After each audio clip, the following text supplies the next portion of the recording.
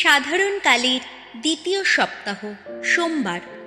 প্রথম পাঠ সামুয়েলের প্রথম গ্রন্থ 15 অধ্যায়, পদ সংখ্যা 16 থেকে 23।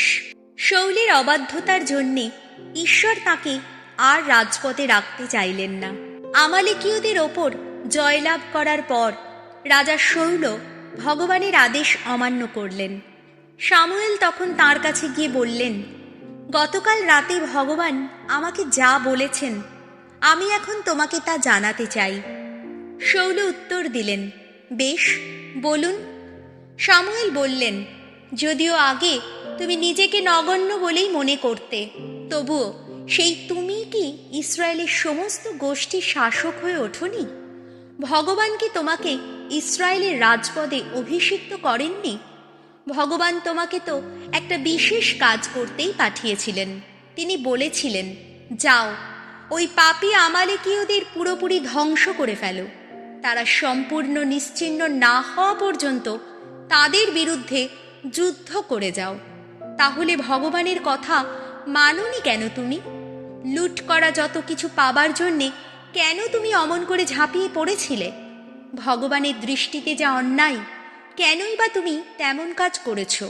শৌল উত্তর দিলেন, কেন?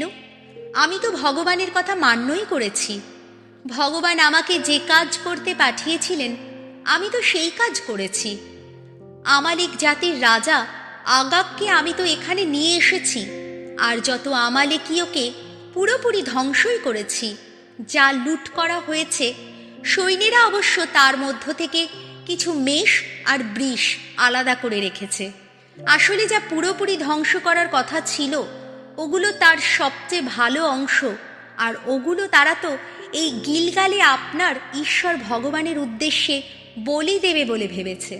কিন্তু সামুয়েল উত্তর দিলেন, মানুষ ভগবানের আদেশ পালন করলে ভগবান যত আনন্দ পান, সে পূর্ণাহুতি দিলে বা বলি নিবেদন করলে তিনি কি ততটাই আনন্দ পান? জেনে রাখো, পশু বলি দেওয়ার চেয়ে ঐশ্য আদেশ পালন করাই বরং শ্রেয়। ভেড়ার চর্বি উৎসর্গ করার চেয়ে ঈশ্বরের প্রতি আনুগত্য প্রকাশ করাই বরং শ্রেয়। ঈশ্বর বিদ্রোহী হওয়া তো দৈব গণনা করার মতোই অপরাধ। তার অবাধ্য হওয়া তো মূর্তি পূজা করার মতোই অপরাধ। তাই তুমি ভগবানের আদেশ অগ্রাহ্য করেছ যখন, ভগবানও তেমনি তোমাকে আর রাজা হিসাবে গ্রাহ্য করছেন না। এই হল প্রভুর বাণী। শাম সঙ্গীত ধুয়ো। যে চলে সত্যের পথে সেই তো পায় মুক্তি। তোমার বলিদানের জন্যে তোমায় যে দোষী করেছি আমি, তা নয়। তোমার ঐসব পূর্ণাহুতির বলি তো নিয়তই আমার কাছে নিবেদিত হয় না। তোমার গোয়াল থেকে একটিও বৃষ দাবি করি না আমি। তোমার বাথান থেকে কোনো ছাগও দাবি করি না। ধুয়ো।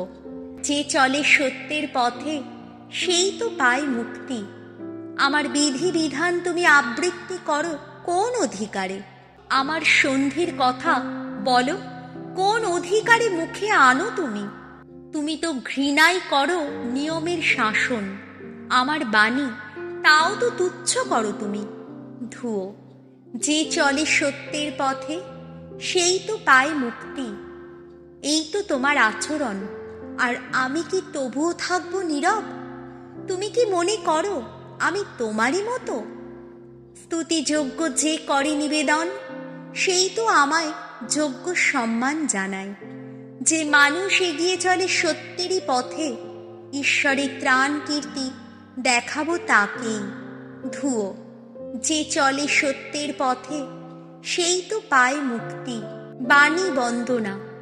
জয় জয় প্রভুর জয়। ভগবানের বাণী সক্রিয় প্রাণময়। সে বাণী বিচার করে মানব মনের যত ভাবনা বাসনা। জয় জয় প্রভুর জয়। মার্ক রচিত মঙ্গল সমাচার 2 অধ্যায়, পদ সংখ্যা 18 থেকে 22। যিশু যেন বর আর শিষ্যেরা যেন বরযাত্রী।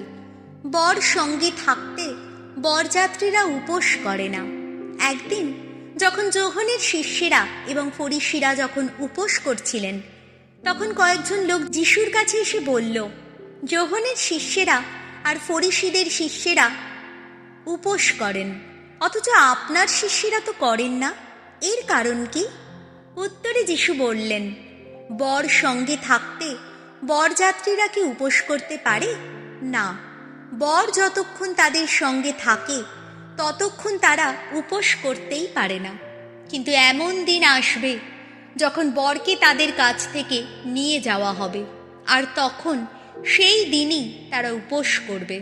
যিশু বলে চললেন, কেউ পুরনো পোশাকে কোড়া কাপড়ের তালি দেয় না, দিলে পোশাকে তালির টান পড়ে, পুরনো কাপড়ে নতুন কাপড়ের চাপ লাগে, আর ছেঁড়াটা তাতে আরও বেড়ে যায়। তেমনি টাটকা সুরা কেউ পুরনো চামড়ার ভিস্তিতে রাখে না, রাখলে সেই সুরা ভিস্তির গায়ে ফাট ধরাবে, ফলে সুরা ও ভিস্তি দুটোই নষ্ট হবে। না, টাটকা সুরার জন্যে নতুন চামড়ার ভিস্তিই চাই। এই হলো প্রভু যিশুর মঙ্গল সমাচার।